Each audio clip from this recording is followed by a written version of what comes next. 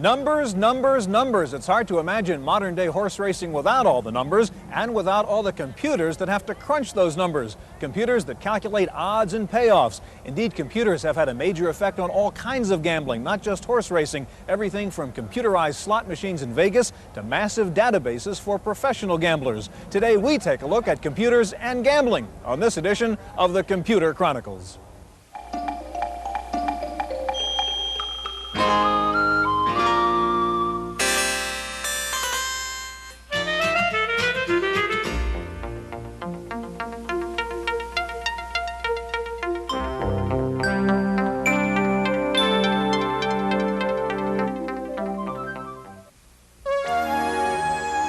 The Computer Chronicles is made possible by Leading Edge, makers of IBM-compatible computer systems, including word processing with spelling correction, communication software, and Hayes-compatible 1200 and 2400 baud modems. Leading Edge, with over 1,000 service centers nationwide. Leading Edge, leading the way to the information age. Additional funding is provided by McGraw-Hill, publishers of Byte. Byte's detailed technical articles on new hardware, software, and languages cover developments in computer technology worldwide.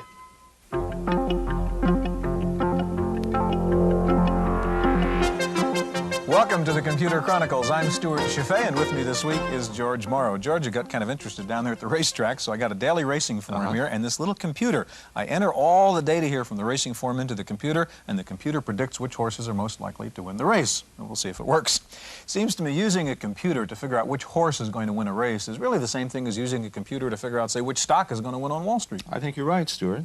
People that do this for a living, that give you odds on horses, are handicappers. People that do the same thing or advise you about stocks, I think they admit to handicapping a stock.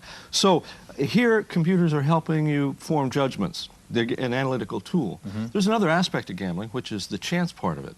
And there, in games of pure chance, I think computers are being used to help you entertain yourself as you put your money in these machines. George, we're going to see both those examples, in fact, on the program. We're going to start out by taking a trip to Reno, Nevada to see how computers have revolutionized the casino business. Enormous casinos with extravagant neon displays, stacks of cards and chips on green felt tables, and clanging slot machines. These are the traditional symbols of gambling. But in America's casino capitals, poker chips are increasingly sharing the floor with microchips, especially in the slot machines. Yeah, the poker machine is a prime example of that, which for all intents and purposes didn't even exist 10 years ago, and it's approximately 34 to 36% of the Nevada market today. At the International Gaming Technology Corporation in Reno, Nevada, slot machines have little in common with their clanking mechanical ancestors. These slots are sophisticated PCs controlled by an Intel microprocessor, and they feature special graphics and sound chips. They're even designed by computer.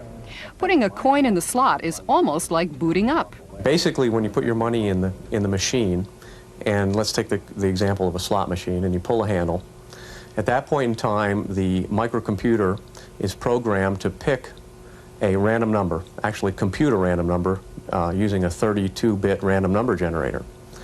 It will then take that 32-bit number and it will basically divide it down to a number which is within the range of the number of symbols on the real strips in the machine, and it will determine what the outcome of the game is to be.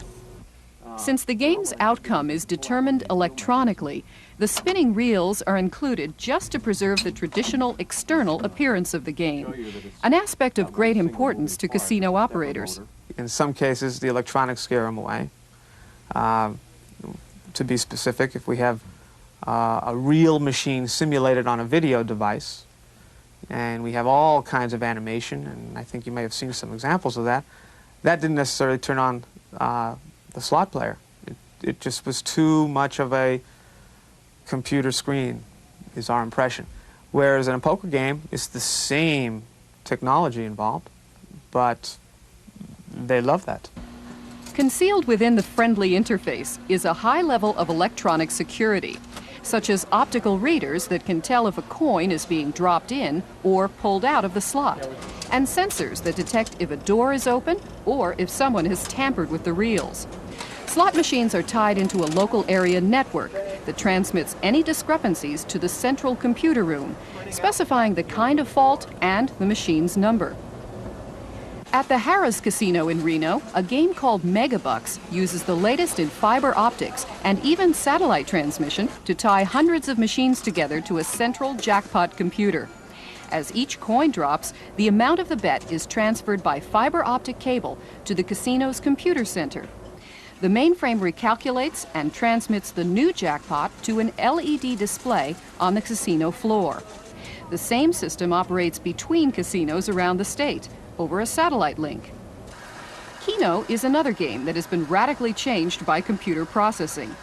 While paper tickets are still written out by the player, all data entry, number reading, and bet tabulation are done by computer, which can process the results of the game in about 22 seconds. Harrah's machines are equipped with more than coin slots. The new generation of one-armed bandits is more like the automatic teller machine at a bank, with some important differences. You can't make withdrawals or deposits, but the casino will issue personal identification cards to any interested customer.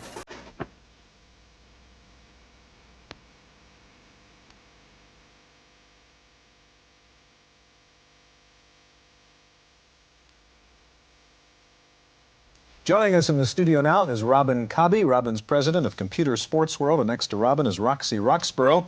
Roxy's an odds maker from Las Vegas and generally considered to be the top odds maker in the country. George. Wow. Robin, Computer Sports World is a database of sports statistics. It's owned by the Chronicle. How does that work together?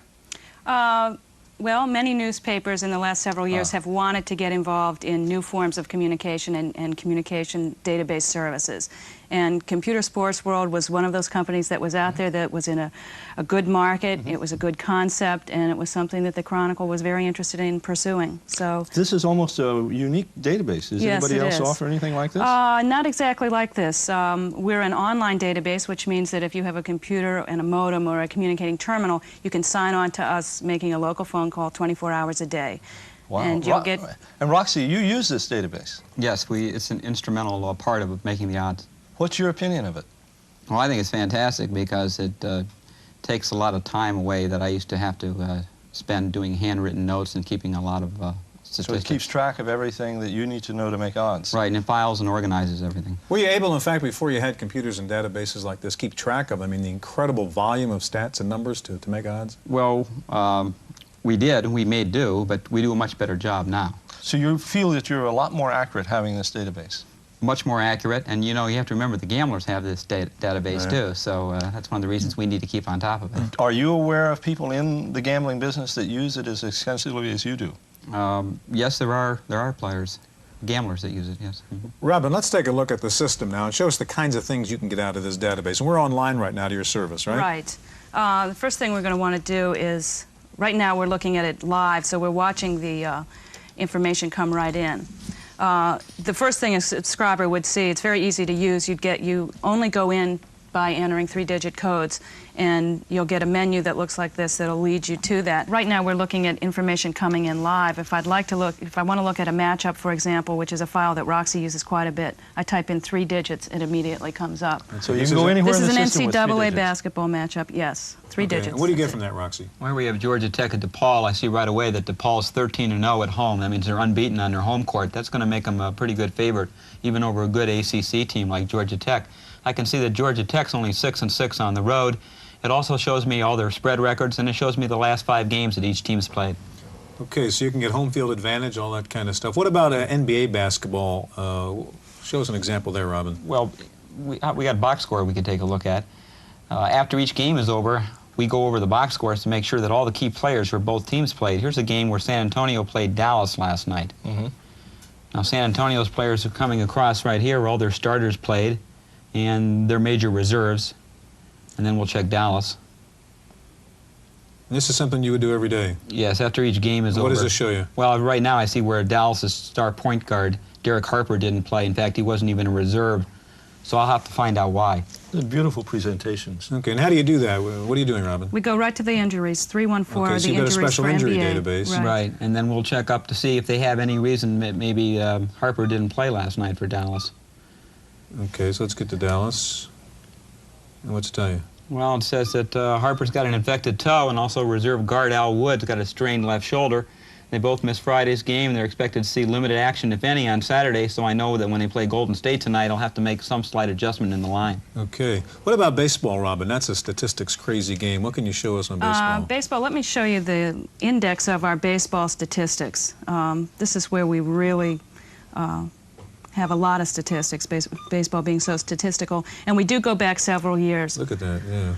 So you can see how left-handed pitchers do versus right-handers, how you do on AstroTurf versus grass, how pitchers do after so many days off. It's all there. And it's very easy to get at, too, isn't Yes. it? And Three Roxy, you would digits use and you're there. all this stuff in putting a line on a baseball game? I use a lot of it. The keys are how teams do against righties and lefties, and day-night performance also. Okay, can you tell us who's going to win the pennant this year, Robin? We do have the odds on that. We're probably one of Already the in first up there. Roxy provides that with us.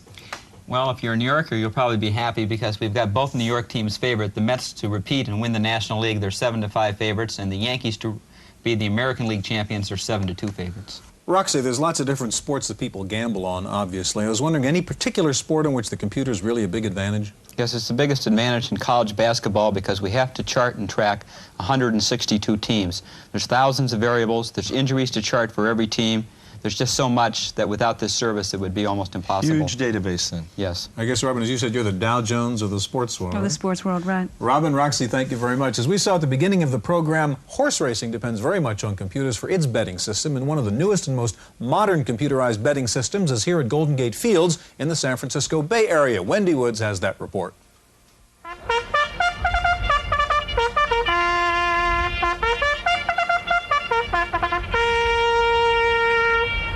While certain traditions at the track will never fall under the spell of technology, the business of racetrack betting has at many fields been automated to a level as sophisticated as the nation's election system.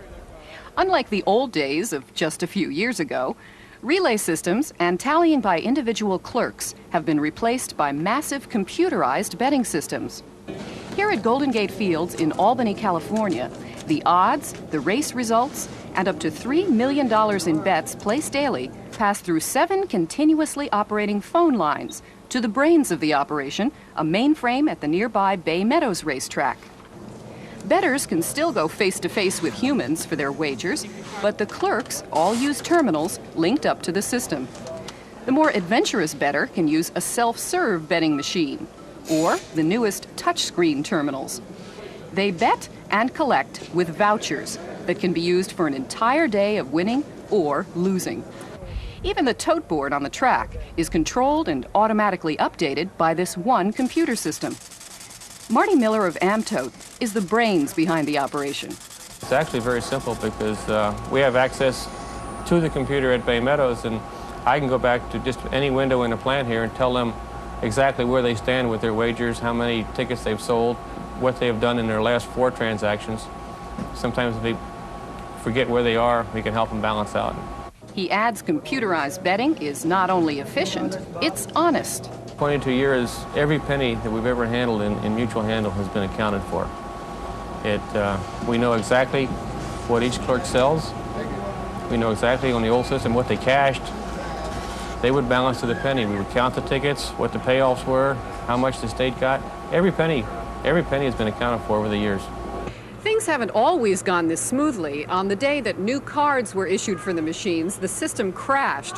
Golden Gate Fields officials soothed tempers by issuing free rain checks for a day that the computers were back up.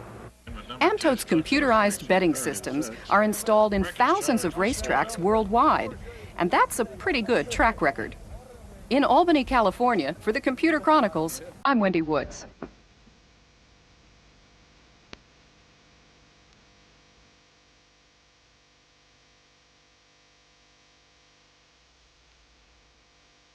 With us in the studio now is Bob Archer, president of PDS Software of Torrance, California. Next to Bob is Professor Michael Orkin, co-founder of Best Bet Software. George. Mike, Roxy is a really good, skilled odds maker, and he seems to have an edge by looking at the data and understanding where he can get access to it, but he doesn't seem to be using computers and doing any analysis. Can you comment on that? Well, if he had a program that picked the lines and there was a bias in it, the bettors would pick up on it any slight bias, and they would start betting accordingly. And as a result, he'd get locked into a system that would cause the bookmakers to lose. But couldn't he use a program to keep track of that and to modify that and to actually become a better odds maker? Well, I'm sure he uses computers to keep up with data, but if he had a program that actually picked the line, he would have to keep modifying it, because if there were any biases, and maybe some would occur from time to time. But when he picks a line, he is going through analysis. That's right, but it's a very dynamic process, and he has to keep up with what's going on, and there's so many factors that for him to get locked into a program could be very dangerous. Right now, he's doing better by staying away from a program. Right, he's doing better by staying away from a program that actually picks the line. However, he's relying on computers to provide him with all of the data that he needs. Bob, you're handicapping horses now. Is that also a little bit subjective, or can you really reduce that to statistics? No, it would always be subjective. The computer is an instrument whereby the user would be able to manipulate all the data to where he wants it, so that he has it all in one mode to where he can use it to actually making his selection from it. Show us what you would do with your software here in handicapping a race, Bob. Well, basically, our program would work under a principle of entering the data from the racing form for each particular horse in this particular race today. Okay, so what kind of variables do you have there? Basically, we have three variables for the race itself and approximately 11 variables for the horse. First, you enter the horse's name. His number of starts, let's say, are 12. He's got 3 wins. He's got a total earnings of $67,890. And he's been away from the racetrack for 23 days. He was second, let's say, in his last race, had his first call. Okay, again, this is information you're pulling off the right out of the racing form. That's correct. His track category, let's say he's racing at Santa Anita, his track category would be number 1. The distance in his furlongs, he went a mile, so it's going to be 8 furlongs. His speed rating of his best race of the last 3 was 90, with a track variant of 12. He had a top 10 jockey on his back, and his trainer rating was a 12.33. Okay. Now, we've now entered profiles for 3 different horses. Let's pretend it's a 3-horse race now. Okay. Can you go in and analyze these 3 horses now? Yes. We would, at this point, come up with the next screen. We'd enter 0, and it's going to calculate and put all 3 horses in their proper order. And you've got a power rating suggesting that Bosto is most likely to win the race among these 3 horses. Bosto, that is correct. Bosto is the favorite here. He has a power rating exceeding 12 points. We're looking for a 3.5-point spread between the first horse and the second horse in order to have what we call a playable race, subject to the handicapper's own personal biases at that point. Bob, what exactly is the software doing? How is it coming up with that rating for those horses? It is comparing the input of all the data on each individual item to a predetermined set of standards that it has to compare against. With a weighting factor. With a weighting factor to each one of them that then comes up and compares all 10 of them horses against each other. Okay, Bob, if I can ask you to pass the keyboard over to Mike now. And Mike, you've got a program that helps a guy betting on football, not the horses, right? Right. And what does the software do? The software has every NFL game since 1979, and it provides, it's like a self-contained database. It comes on one floppy disk, and it allows the person interested in football to ask questions about how teams have done in various situations. Show us the kinds of questions you'd ask it. Well, I've entered on the program now a look at all New York Giants games since 1983, in which they lost the week before and played on the road the week before. And a bettor might actually ask that question. Yes. This week the Giants might be playing at home. They lost last week. Maybe they really want to win. Notice they've won at the top on the left. They've won against a spread 66.7% of the time. At the bottom, they've won at home against a spread 61% of the time, away against the spread 2 out of 2 games. You can also get a list of the games and see exactly what games were played under those conditions, what the spread was, whether they won or lost against the spread. Okay, Mike, things like, suppose I had a question about what's the home field advantage on a Monday night game? Okay, right? You can look at day of the week. In fact, let's go down and do that. And just look at all Monday night games since 1983. So day of the week is down there. I'll do, and in this case, the stats will come up just for the home team, straight up and versus the spread. This is an important question for a bettor? Well, it's one of the many things that a bettor wants to know about when trying to decide what team to pick. And what's the program tell you? Well, that on Monday night, the home team has beat the spread 59.4% of the time since 1983. So they got a little bit of an edge. They have, well, they have a little bit of knowledge there that they might put in with some other stuff that they'll also find on this database. Mike, how much of an advantage is it really for a bettor to have a piece of software like this and this kind of information? Well, it enables the bettor to answer a question in a couple of seconds. It might take him a few hours to do by hand, or maybe not even to be able to answer at all. So his edge here is he's got a lot of data altogether. Right. Mike, Bob, thank you very much. Now, one of the most popular forms of gambling in this country is betting on state lotteries. One of the oldest and most sophisticated state lotteries is the one in Pennsylvania, where they use computers quite a bit. The Pennsylvania Lottery. Each year, Pennsylvania sells more than $1 billion in lottery tickets. And when the jackpot gets big enough, that can mean a sales volume of up to 1 million transactions an hour. None of this would be possible without computers. And indeed, the Pennsylvania Lottery has a massive investment in computers. Retailers sell lottery numbers from online terminals. Computers recreate each day's games on a separate IBM backup system to ensure the integrity of the games. Computers are used to analyze sales, project jackpots, and to monitor the actual betting. The Pennsylvania Lottery, in fact, runs one of the most complex computer networks, with nearly 3,000 terminals on a controlled data system. The system has 100% redundancy and a hot backup, so one rarely hears that the computer is down. In 10 years, and your viewers would be interested to know that our uptime is 99.98%, as close to perfection as you possibly could get with an online system.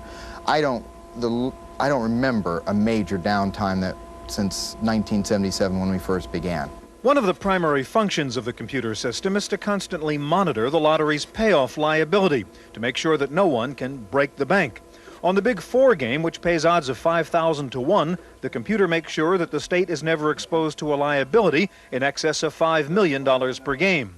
If it senses heavy betting on one particular number, in this case 1111, it sends out a warning and then cuts off betting on that number.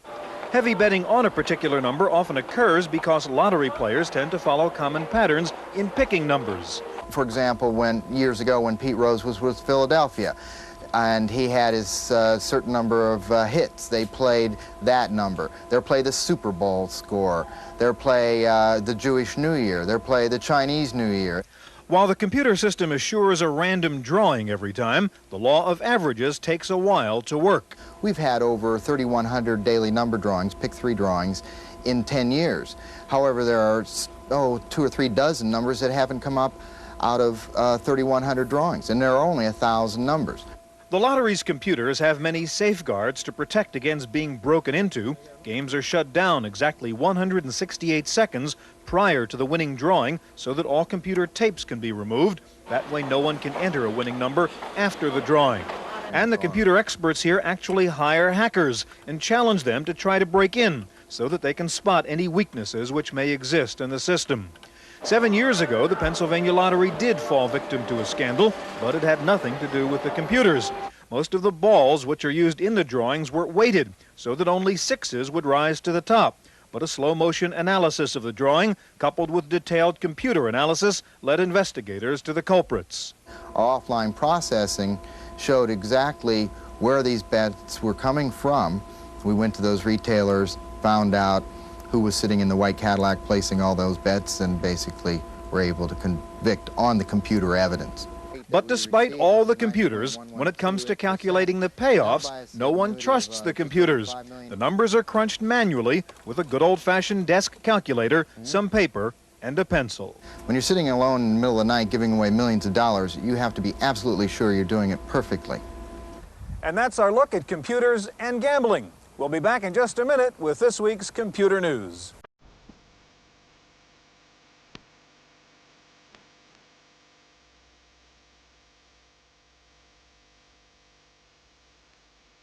I'm Susan Shea, sitting in for Stewart Cheifet. In the Random Access File this week, NCR Corporation unveiled a new line of personal computers. NCR introduced 2 AT-compatibles, one 286 machine and one 386 workstation. The machines are based on NCR's incremental workstation architecture, and they'll be available later this year. Hewlett-Packard announced 3 new technical computers and said that the 930 and 950 business computers announced in 1986 will finally ship this fall.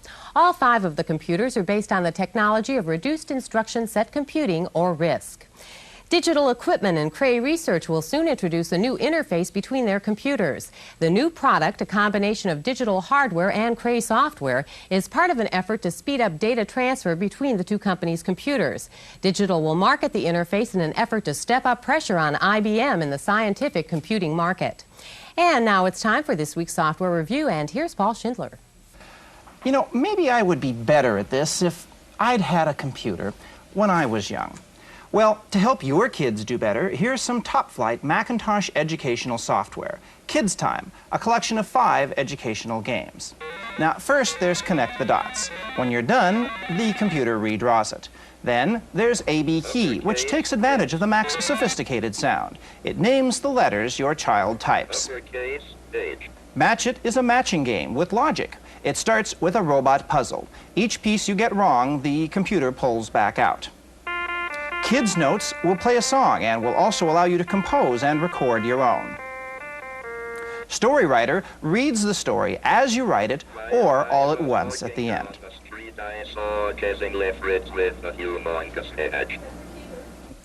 Kids Time is world-class educational software for the Apple Macintosh, $50 from Great Wave Software in Stanford, California. For the Computer Chronicles, I'm Paul Schindler.